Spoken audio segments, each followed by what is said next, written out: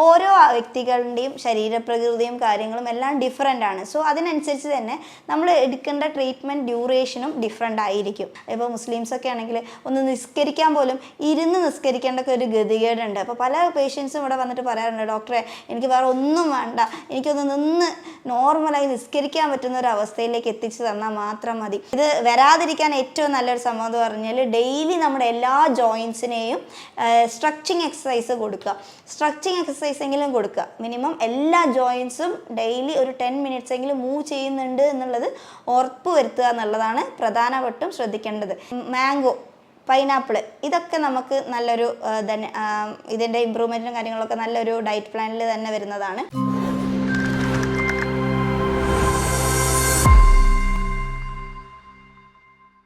ഒരുപാട് ആളുകളുണ്ട് കഠിനമായ മുട്ടുവേദനയായിട്ട് ജീവിതം തള്ളി നീക്കുന്ന ആളുകളെ. കാരണം അത് കൃത്യമായിട്ട് നമ്മൾ സിമ്പിളായിട്ട് മുട്ടുവേദന മാറ്റാൻ പറ്റും. അല്ലെങ്കിൽ അത് പ്രായമുള്ള ആളുകളായിക്കോട്ടെ അല്ലെങ്കിൽ ചെറുപ്പക്കാരായിക്കോട്ടെ, മുട്ടുവേദന വന്നിട്ടുണ്ടെങ്കിൽ അത് മാറ്റാൻ പറ്റും എന്നറിയാതെ വർഷങ്ങളോളം മുട്ടുവേദനയായിട്ട് നടക്കുന്ന ഒരുപാട് ആളുകളുണ്ട്. അതായത് നടക്കാൻ പറ്റുന്നില്ല, ഇരിക്കാൻ പറ്റുന്നില്ല, അവർക്കൊരു സ്ഥലത്തേക്ക് ഒരു യാത്ര പോലും ചെയ്യാൻ പറ്റാത്തൊരവസ്ഥ, സ്ഥിരമായിട്ടൊരു സ്ഥലത്ത് തന്നെ നിൽക്കേണ്ട ആ രൂപത്തിൽ ജീവിച്ചു പോകുന്ന ഒരുപാട് ആളുകളുണ്ട്. അപ്പോൾ അങ്ങനെ ഉള്ള ആളുകൾക്ക് പോലും നമുക്ക് മുട്ടുവേദന എന്ന് പറയുന്നത് നമുക്ക് പൂർണ്ണമായി മാറ്റാൻ പറ്റുമോ? അല്ലെങ്കിൽ അവർ ഇത് കാലാകാലം ഇങ്ങനെ അല്ലെങ്കിൽ എന്തെങ്കിലും എണ്ണയോ അല്ലെങ്കിൽ എന്തെങ്കിലും ഓയിൽമെൻ്റോ ഒക്കെ മുട്ടിന് പരട്ടി നടക്കുക എന്ന് പറയുന്നുണ്ട്. അപ്പോൾ അങ്ങനെ നടക്കേണ്ടോ? അല്ലെങ്കിൽ ഈ മുട്ടുവേദന ഇല്ലാത്ത ഒരു ലൈഫ് നമുക്ക് പോസിബിൾ ആണോ? തീർച്ചയായിട്ടും പോസിബിൾ ആണ്. പക്ഷെ അതിന് വേണ്ടി നമ്മൾ എന്താണ് അതിൻ്റെ കാരണം എന്ന് റൂട്ട് കോസ് കണ്ടെത്തിയിട്ട് വേണം നമ്മൾ ട്രീറ്റ്മെൻറ്റ് ചെയ്യാൻ. ഓരോ വ്യക്തികളുടെയും ശരീരപ്രകൃതിയും കാര്യങ്ങളും എല്ലാം ഡിഫറെൻ്റ് ആണ്. സോ അതിനനുസരിച്ച് തന്നെ നമ്മൾ എടുക്കേണ്ട ട്രീറ്റ്മെൻറ്റ് ഡ്യൂറേഷനും ഡിഫറെൻ്റ് ആയിരിക്കും. ഇതിൽ തന്നെ ഏറ്റവും സാറ് പറഞ്ഞ പോലെ തന്നെ ഏറ്റവും ബുദ്ധിമുട്ട് അനുഭവിക്കുന്നത് എന്ന് പറഞ്ഞു കഴിഞ്ഞാൽ അത്രയും കാലം ലേഡീസ് ആണെങ്കിൽ അത്രയും കാലം വീട്ടിലെ എല്ലാ പണിയും എല്ലാവരുടെ കാര്യങ്ങളും നോക്കി നിന്നിരുന്നത് അവരായിരുന്നു എന്നവർ വരാറുണ്ട്. പക്ഷെ ഇന്ന് അവർക്ക് ഒരു ബാത്റൂം പോകാൻ പോലും മറ്റൊരാളെ ആശ്രയിച്ച് ജീവിക്കുക എന്ന് പറയുന്ന ഒരു അവസ്ഥയിലാണ്. ഇപ്പോൾ മുസ്ലിംസൊക്കെ ആണെങ്കിൽ ഒന്ന് നിസ്കരിക്കാൻ പോലും ഇരുന്ന് നിസ്കരിക്കേണ്ട ഒരു ഗതികേടുണ്ട്. അപ്പോൾ പല പേഷ്യൻസും ഇവിടെ വന്നിട്ട് പറയാറുണ്ട്, ഡോക്ടറെ എനിക്ക് വേറെ ഒന്നും വേണ്ട, എനിക്കൊന്ന് നിന്ന് നോർമലായി നിസ്കരിക്കാൻ പറ്റുന്ന ഒരു അവസ്ഥയിലേക്ക് എത്തിച്ചു തന്നാൽ മാത്രം മതി. ഇത് പല ആൾക്കാരും പെയിന് കാരണം ഈവൻ ഡിപ്രഷനിലേക്ക് പോലും പോകുന്ന ഒരു അവസ്ഥയിലേക്കാണ് നമ്മൾ പോകുന്നത്. കാരണം അതുവരെ എല്ലാ കാര്യങ്ങളും ഓടി നടന്ന് ഭയങ്കര ആക്റ്റീവായി ചെയ്തിരുന്ന ആൾക്കാർ പോലും ഇന്ന് മറ്റൊരാളെ ആശ്രയിച്ച് നിൽക്കുക എന്നൊക്കെ പറഞ്ഞൊരു അവരൊരു മെൻ്റൽ സ്റ്റാറ്റസിനെ തന്നെ അത് വല്ലാത്തൊരു ബാധിക്കുന്ന ഒരു അവസ്ഥയിലേക്കാണ് ഇന്നത്തെ കാലത്ത് പ്രത്യേകിച്ചും പോയിക്കൊണ്ടിരിക്കുന്നത്. മെയിനായിട്ടും ഏജുള്ള ആൾക്കാരിലൊക്കെ ഏറ്റവും കൂടുതൽ കണ്ടുവരുന്നത് എല്ല് തേയ്മാനം അല്ലെങ്കിൽ മുട്ട് തേയ്മാനാണ് എന്ന് പറയുന്ന അവസ്ഥയാണ്. അതായത് ഓസ്റ്റിയോ ആർത്രൈറ്റിസ് അല്ലെങ്കിൽ OA ഓഫ് നീ എന്ന് പറയുന്ന ഒരവസ്ഥയാണ്. ഇതെന്ന് പറയുമ്പോൾ സ്റ്റാർട്ടിങ്ങിൽ തന്നെ നമുക്ക് വളരെ എളുപ്പത്തിൽ ട്രീറ്റ് ചെയ്യാവുന്ന ഒരു സാധനമാണ്. പക്ഷേ ഇത് വെച്ച് പ്രോപ്പർ എക്സസൈസ് കാര്യങ്ങളൊന്നും ഇല്ലാതെ തന്നെ അല്ലെങ്കിൽ പ്രോപ്പർ ഒരു ഗൈഡൻസ് ഇല്ലാതെ പോകുന്നത് കൊണ്ട് ഇത് വഷളായി കൂടുതൽ ഡീജനറേഷൻ, ബോൺസിൻ്റെ ഓവർ ഡീജനറേഷൻ വരെയും കാത്തു നിൽക്കേണ്ട അവസ്ഥയൊന്നുമില്ല. അപ്പം നേരത്തെ തന്നെ ഇത് ഡയഗ്നോസ് ചെയ്ത് ട്രീറ്റ്മെൻറ്റ് സ്റ്റാർട്ട് ചെയ്താൽ നമുക്ക് കംപ്ലീറ്റ് ആയിട്ട് മാറ്റാവുന്നതേ ഉള്ളൂ. ഇനി രണ്ടാമത് പറയുന്ന ഒരു കാര്യം എന്ന് പറഞ്ഞു വെച്ചാൽ ഇപ്പോൾ എന്താണ് ഈ OA എന്ന് പറയുന്ന ഒരു അവസ്ഥ എന്താണ് നമുക്ക്, അല്ലെങ്കിൽ എല്ല് തേയ്മാനം എന്ന് പറയുന്നത് എന്താണെന്നുള്ളത് ജസ്റ്റ് ഒന്ന് നമുക്ക് നോക്കാം. അതായത് എല്ല് തേയ്മാനം എന്ന് പറയുമ്പോഴത്തേനും നമ്മുടെ മുട്ടിൻ്റെ അല്ലെങ്കിൽ നീ ജോയിൻറ്റിൻ്റെ എല്ല് തേയ്മാനം എന്ന് പറയുമ്പോഴത്തേനും ഈ രണ്ട് ബോൺസ്, മുട്ടിൻ്റെ എല്ലിൻ്റെ അവിടെ താഴെയുള്ള രണ്ട് ബോൺസിൻ്റെ ഇടയിൽ സൈനോവിയൽ ഫ്ലൂയിഡ് എന്ന് പറഞ്ഞിട്ടൊരു ഫ്ലൂയിഡ് ഉണ്ട്. സോ അതിൻ്റെ അളവ് കുറയുകയും പരസ്പരം ഈ ബോൺസ് നമ്മൾ ഒരഞ്ഞ് അവിടെ ഡീജനറേറ്റീവ് ചേഞ്ചസ് ഉണ്ടാവുകയും ചെയ്യുന്നൊരവസ്ഥയാണ്. സോ അതുകൊണ്ട് തന്നെ ഇത് ഓവറായിട്ട് ബോൺസ് കാര്യങ്ങളൊക്കെ കംപ്ലീറ്റ്ലി ഡീജനറേറ്റീവ് ആയി പോവുക, അങ്ങനത്തെ ഒക്കെ ഒരു സാഹചര്യം മുന്നേ തന്നെ ഒഴിവാക്കാൻ ശ്രമിക്കുക. അപ്പോൾ ഇതിൽ പകുതിയോളം നമ്മളൊരു പ്രധാനപ്പെട്ട ഒരു കാരണമാണ് ഒബിയസിറ്റി. അതായത് മുട്ട് അല്ലെങ്കിൽ നമ്മുടെ കാലുകളുടെ എല്ലുകളാണ് നമ്മൾ വെയിറ്റ് ബിയറിങ് ബോൺസ് എന്ന് പറയുന്നത്. നമ്മുടെ മൊത്തം ഭാരത്തിൻ്റെ വെയിറ്റ് ബിയർ ചെയ്യുന്നത് ഈ എല്ലുകളാണ്. സോ അതുകൊണ്ട് തന്നെ ഇതിന് ഓവർ വെയിറ്റ് വരുമ്പോൾ അവിടെ സ്ട്രെയിന് കൂടുകയും ഇതൊരു കാരണമായിട്ട് വരാറുണ്ട്. പിന്നെ എക്സസീവായിട്ട് ഉള്ള വർക്ക് ലോഡ്, പ്രഷർ, ഇതെല്ലാം കാരണം കൊണ്ട് ഈ എക്സസീവായിട്ട് നമ്മൾ കുറേ ഓവർ എക്സസീവായിട്ട് കുറേ നടക്കുക, ഓടുക, ചാടാപാടുക, അല്ലെങ്കിൽ അതേപോലെ തന്നെ വീണിട്ട് റിപ്പീറ്റഡ് ഇഞ്ചറി വരിക, ഇതെല്ലാം ഇതിനൊരു ഫാക്ടറായിട്ട് വരാറുണ്ട്. ഇനി ഇതിലേറെ രസകരം എന്താണെന്ന് വെച്ച് കഴിഞ്ഞാൽ ഇന്ന് ചെറിയ കുട്ടികൾ പോലും ഡോക്ടറെ എനിക്ക് അവിടെ വേദനയാണ്, ഇവിടെ വേദനയാണ്, അല്ലെങ്കിൽ എൻ്റെ മുട്ടുകാലിന് വേദനയാണ്, എനിക്ക് സഹിക്കാൻ വയ്യ, പെയിനാണ്, ബോൺ പെയിൻസ്, എല്ലാം ബോഡിയിൽ ഫുൾ പെയിനാണ്, എനിക്ക് സഹിക്കാൻ വയ്യ ഡോക്ടറെ എന്ന് പറഞ്ഞിട്ട്. പക്ഷെ പറഞ്ഞ രസകരമായ കാര്യം എന്താ, ഈ പറയുന്ന ആൾക്ക് എനിക്ക് കുറേ മിനിറ്റോളം സംസാരിക്കണം എന്ന് പറയും, പക്ഷെ എല്ലാം വേദനയിലായിരിക്കും അവസാനിക്കുന്നത്. ഇത് പല കാരണം കൊണ്ടാവാം. ഇന്ന് നമ്മൾ കുട്ടികളിൽ നമ്മൾ അവിടെ എല്ല് തേയ്മാനത്തിൻ്റെ ഉള്ള ടൈമോ കാര്യങ്ങളൊന്നും അല്ല, പക്ഷെ അവിടെ നമ്മൾ അപ്പോൾ എന്താണ് കാരണം, മൂല കാരണം എന്താണെന്നുള്ളത് സോർട്ട് ഔട്ട് ചെയ്തിട്ട് വേണം നമ്മൾ ട്രീറ്റ്മെൻറ്റ് ചെയ്യാൻ. അപ്പോൾ കുട്ടികളിലൊരു പ്രധാനപ്പെട്ട ഒരു റീസൺ നമുക്ക് പറയുമ്പോൾ അല്ലെങ്കിൽ ആമവാദം, റുമറ്റോയിഡ് ആർത്രൈറ്റിസ് എന്നൊക്കെ പറയുന്ന ഒരു അവസ്ഥ കണ്ടുവരാറുണ്ട്. സോ ഇതിൻ്റെ കോസ് എന്താണെന്ന് നമ്മൾ കണ്ടുപിടിക്കണം. സോ അപ്പോൾ അതിന് ആദ്യമേ അവരുടെ ഒരു RA ഫാക്ടർ ബ്ലഡിൽ ചെക്ക് ചെയ്യാൻ പറയാം, കാൽഷ്യം ടെസ്റ്റ് ചെയ്യുക, വൈറ്റമിൻ D ടെസ്റ്റ് ചെയ്യുക, അതേപോലെ തന്നെ അങ്ങനെ കുറച്ച് ടെസ്റ്റൊക്കെ നോക്കാം. സോ അത് എന്താണോ അതിൻ്റെ മെയിൻ കാരണം എന്താണോ അത് അറിഞ്ഞിട്ട് നമ്മൾ ട്രീറ്റ്മെൻറ്റ് ചെയ്യുമ്പോൾ തന്നെ പകുതി ഇതാവും. പിന്നെ കുറേ ലൈഫ് സ്റ്റൈൽ കാരണം കൊണ്ട് വരാറുണ്ട്. ഇന്ന് നമ്മുടെ ശരീരത്തിൽ അല്ലെങ്കിൽ നമ്മുടെ ഒരു ബെറ്റർ ഹാഫ് എന്ന് പറയുന്നത്, അല്ലെങ്കിൽ നമ്മുടെ ഒരു സോൾ എന്ന് പറയുന്ന രീതിക്ക് തന്നെ, ഒരു സോൾമേറ്റ് എന്നുള്ള ലെവലിലേക്ക് തന്നെ നമുക്ക് നോക്കിയാൽ തന്നെ ഒരു ബെറ്റർ ഹാഫ് എന്ന് പറയുന്നത് ബാക്ടീരിയസ് ആണ് അല്ലേ. സോ നമ്മുടെ എന്തൊരു ഇപ്പോൾ ഡൈജഷൻ ആയിക്കോട്ടെ, എന്തും ആയിക്കോട്ടെ, അതിലെല്ലാം അബ്സോർപ്ഷൻ നടക്കണമെങ്കിൽ എന്ത് വേണം, ബാക്ടീരിയാസ് വേണം. സോ നമ്മുടെ ശരീരത്തിൽ ഇത് കേട് എന്നുള്ളതല്ല, നല്ല ബാക്ടീരിയാസും ഉണ്ട്, ചീത്ത ബാക്ടീരിയാസ്. ഇതിൽ ഈ ബാക്ടീരിയാസിൻ്റെ അളവ് കുറയുകയോ അല്ലെങ്കിൽ എക്സസൈസ് ആവുകയോ ചെയ്യുമ്പോഴും നമുക്ക് ഇത്തരത്തിലുള്ള പ്രശ്നങ്ങളോ കാര്യങ്ങളൊക്കെ കണ്ടുവരാറുണ്ട്. സോ അങ്ങനത്തെ ഒരു കേസാണ് ഈ കുട്ടിക്ക് RA വരാനൊരു അല്ലെങ്കിൽ അമ്മവാദം വരാൻ കാരണമെങ്കിൽ, അതായത് പ്രോപ്പറായിട്ട് അൺഡൈജസ്റ്റഡ് ഫുഡ്സ് പ്രോപ്പറായിട്ട് പ്യൂരിഫൈഡ് ആയതിന് ശേഷം അങ്ങനെയും ഡെവലപ്പ് ചെയ്യാറുണ്ട് റെയറായിട്ട്. ഓക്കെ, സോ അങ്ങനെ ഡെവലപ്പ് ചെയ്യുന്നതാണെങ്കിൽ നമുക്ക് എന്ത് ചെയ്യാം, ഈസിലി ട്രീറ്റബിൾ ആണ്. ഓക്കെ, കുറച്ചുകൂടി എളുപ്പത്തിൽ ഇത് ട്രീറ്റ് ചെയ്യാൻ പറ്റുന്നതേ ഉള്ളൂ. ഓക്കെ, പിന്നെ രണ്ടാമത് നമുക്ക് പറയാവുന്നതാണ്, ഇതാണ് RAൻ്റെ ഫാക്ടർ. ഇനി അതല്ല, ഇനി ചില കുട്ടികൾ വളർന്നു വരുമ്പോൾ കാൽഷ്യം അബ്സോർപ്ഷൻ വളരെ കൂടുകയും, സോ ഇതിന് കാൽഷ്യം ഡെഫിഷ്യൻസി വരാനുള്ള സാധ്യതയും കൂടുതലാണ്. സോ അതുകൊണ്ട് തന്നെ കുട്ടികൾക്ക് എപ്പോഴും നോക്കിയാലും ശരീരവേദന, ക്ഷീണം, അതേപോലെ തന്നെ ജോയിൻറ്റ് പെയിന്, മസിൽ പെയിന് ഇങ്ങനെയൊക്കെ കണ്ടുവരാറുണ്ട്. സോ അതിനനുസരിച്ചിട്ടുള്ള വേ ഓഫ് ട്രീറ്റ്മെൻറ്റ് നമ്മൾ കൊടുക്കുക. സോ എന്തായാലും ഇന്നത്തെ കാലത്ത് ഈ കുട്ടികൾ കൂടുതലും ഈ പ്രശ്നം വരാൻ തന്നെ മെയിൻ കാരണം പറഞ്ഞാൽ ഒന്ന് സൺലൈറ്റ് അല്ലേ. സൺലൈറ്റ് എന്ന് പറയുമ്പോൾ സൺലൈറ്റ് ഇപ്പോൾ വെയിലും ചൂടും കാര്യങ്ങളൊക്കെ ഉണ്ടെങ്കിലും അതല്ല ഫാക്ടർ. നമ്മുടെ കുട്ടികളെ നമ്മളൊന്ന് പുറത്തേക്കൊന്ന് കളിക്കാൻ പോലും വിടാറില്ല അല്ലേ. പണ്ടത്തെ കാലത്തെ നോക്കി എല്ലാവരും ഗ്രൗണ്ടിൽ പോയി കളിക്കുക. ഇന്നാണെങ്കിൽ നമ്മുടെ റൂമിൽ അല്ലെങ്കിൽ ഒരു AC റൂമിൽ കുട്ടീനെ കൊണ്ട് അടച്ച് വെച്ച് ആ കുട്ടീൻ്റെയൊക്കെ ഒരു മൊബൈലും കയ്യിൽ കൊടുത്ത് നീ കളിച്ചോളി, ഇവിടെ വീട്ടിലിരുന്ന് കളിച്ചോളി, അല്ലെങ്കിൽ നീ പഠിച്ചോളി, ഇങ്ങനെ പറഞ്ഞൊരു സാഹചര്യം. സോ ഇത് അവരുടെ ഡെവലപ്മെൻറ്റിനെ തന്നെ വല്ലാത്ത രീതിയിലാണ് എഫക്റ്റ് ചെയ്യുന്നത്. സോ ഇതും ഒരു കാരണം തന്നെയാണ്. ഇനി മൂന്നാമതൊരു കാര്യം എടുത്ത് നോക്കിക്കുക, പ്രോപ്പർ എക്സസൈസ് ഇല്ലാത്തൊരു ഫാക്ടർ നമുക്ക് ഒരു മെയിൻ ഇതാണ്. പ്രോപ്പറായിട്ട് സെഡൻറ്ററി ലൈഫ്, അതായത് ഒരു സ്ഥലത്ത് നിന്ന് തന്നെ ജോലി ചെയ്യുക, ഇതിനൊരു കാരണമാവാറുണ്ട്. മൂന്നാമത് എന്താണെന്ന് വെച്ച് കഴിഞ്ഞാൽ എക്സസൈസ് തീരെയില്ല.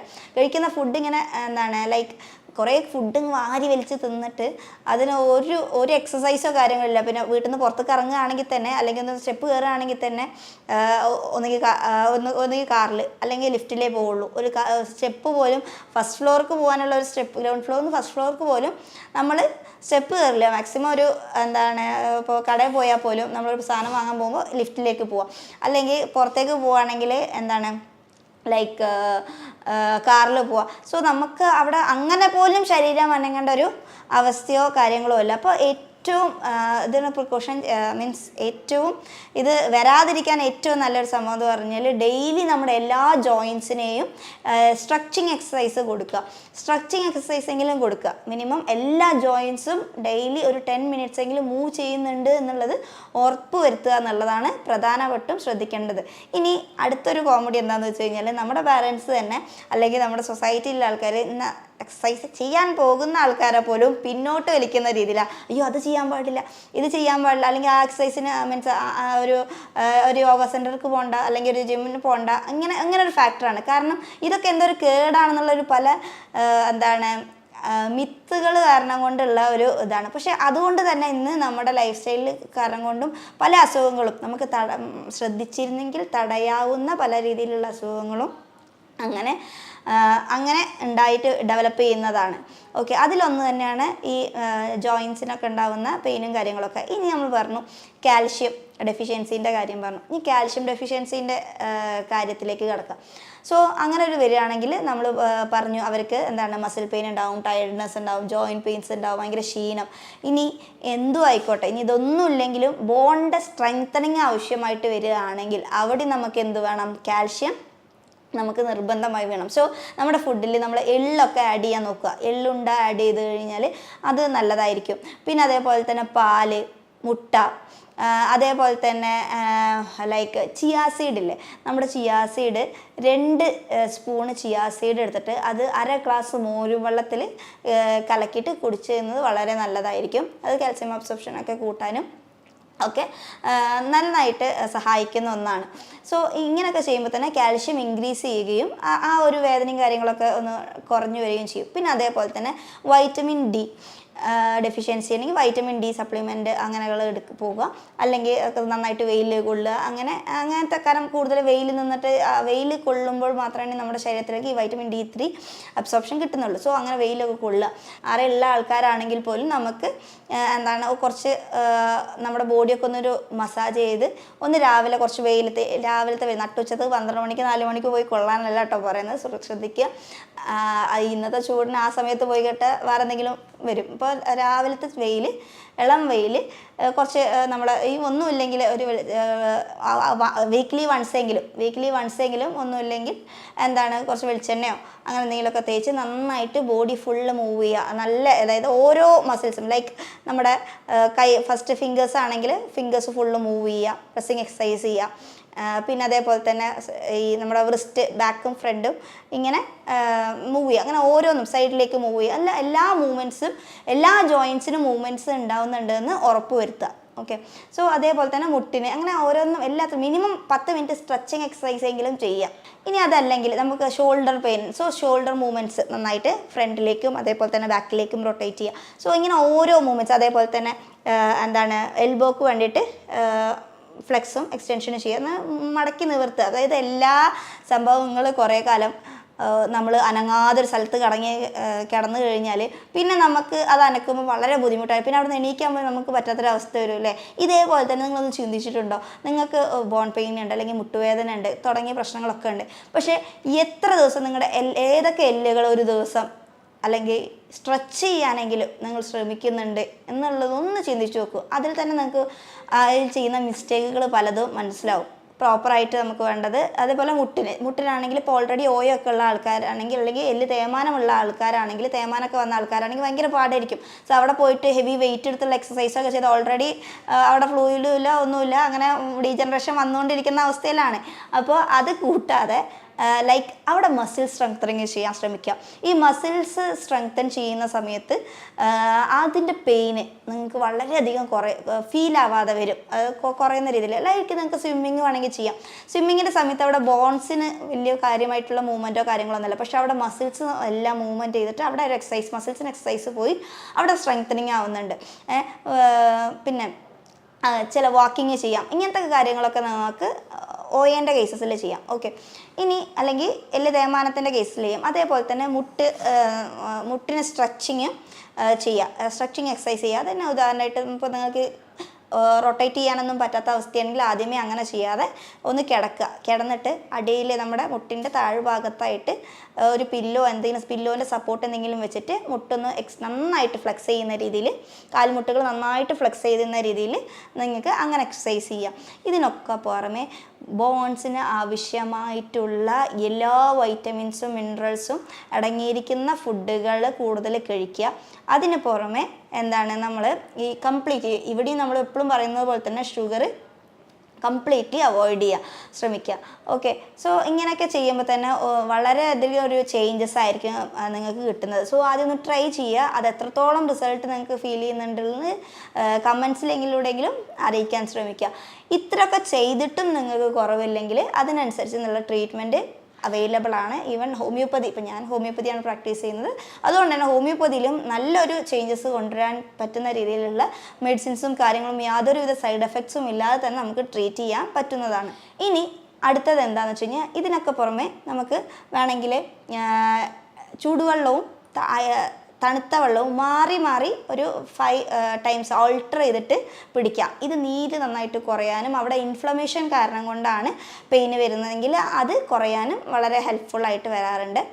ഓക്കെ, സോ കൂടുതൽ പിന്നെ അതേപോലെ തന്നെ നമ്മുടെ ഫുഡിൽ ഇനി എന്തൊക്കെ ആഡ് ചെയ്യേണ്ടതെന്ന് വെച്ചാൽ ബ്രൊക്കോളി നല്ലൊരു ഐറ്റമാണ്. ഈ മുട്ടുവേദനയും കാര്യങ്ങൾക്കൊക്കെ എന്ന് പറയുമ്പോൾ ആവശ്യമായിട്ടുള്ള വൈറ്റമിൻസും കാര്യങ്ങളൊക്കെ അതിൽ കിട്ടുന്നുണ്ട്. പിന്നെ ഒമേഗ 3 ഫാറ്റി ആസിഡ്സ് മസ്റ്റായിട്ട് ഉൾപ്പെടുത്താൻ ശ്രമിക്കുക. അതായത് ഒന്നുകിൽ ഫിഷ്, ചെറിയ മീനുകൾ അങ്ങനത്തെ ഒക്കെ ഉണ്ടാവുമല്ലോ, അങ്ങനെ കഴിക്കാം. ഇനി അത് കഴിക്കാൻ പറ്റിയിട്ടില്ലെങ്കിൽ ഡെയിലി ഒരു ടാബ്ലറ്റ് എങ്കിലും ഒമേഗ 3 ഫാറ്റി ആസിഡ് ടാബ്ലറ്റ് എങ്കിലും കഴിക്കുക. ക്യാപ്സ്യൂൾസ് കിട്ടും, അങ്ങനെ കഴിക്കാം.